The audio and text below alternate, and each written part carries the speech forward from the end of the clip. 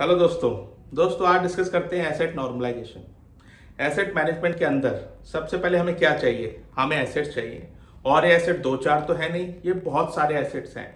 समझिए, ये हमारा सर्विस नाउ, या फिर आप कह सकते हैं एसेट टेबल। ठीक है, ये हमारा एसेट टेबल है। अब इस एसेट टेबल के अंदर डेटा कहाँ कहाँ से आ रहा है? समझिए, एक डेटा यहां से आ रहा है, ये है डिस्कवरी। दूसरा यहां से आ रहा है, ये आपकी लेट्स से इन्वेंट्री है कोई। तीसरा यहां से आ रहा है, ये क्या है? ये कोई इंटीग्रेशन हो रखी है। ठीक है, इंटीग्रेशन हो रखी है। और एक और हम सोर्स ले लेते हैं। समझिए, यहां से भी आ रहा है, ये आ रहा है मैनुअल एंट्री से।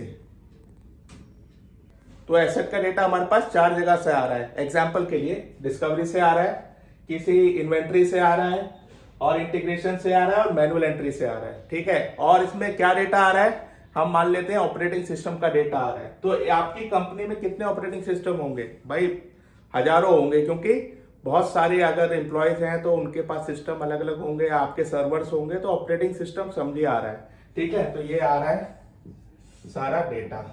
अब जो डेटा आ रहा है वो तो रॉ डेटा आ रहा है। हर सिस्टम का अपना अलग अलग डेटा है, राइट? मतलब वहां पे एक ही चीज को अलग तरीके से बोला जाता है। लेट्स से कि विंडोज ऑपरेटिंग सिस्टम जो डिस्कवरी से आ रहा है वो ऐसे आ रहा है, WS 2.2002।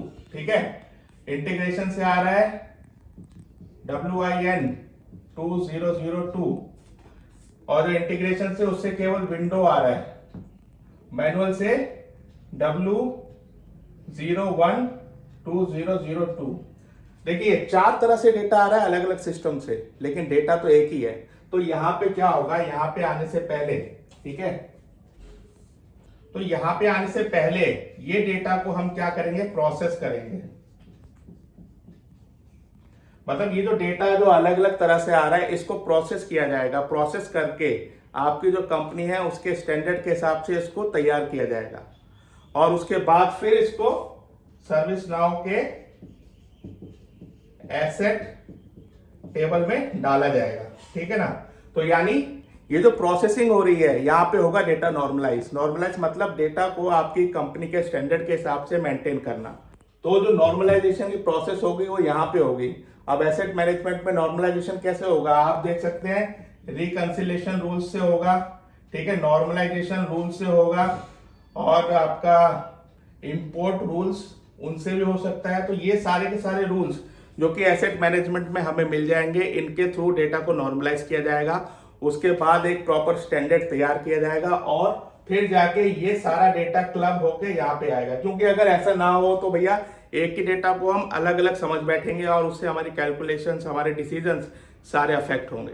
तो यही छोटी सी प्रोसेस है डेटा नॉर्मलाइजेशन की, बहुत इंपॉर्टेंट है, और हर कंपनी में लगभग ये होती है। तो आई होप आपको अभी समझ आ चुका होगा कि डेटा नॉर्मलाइजेशन क्या होता है। मिलते हैं दूसरे वीडियो में। Bye bye.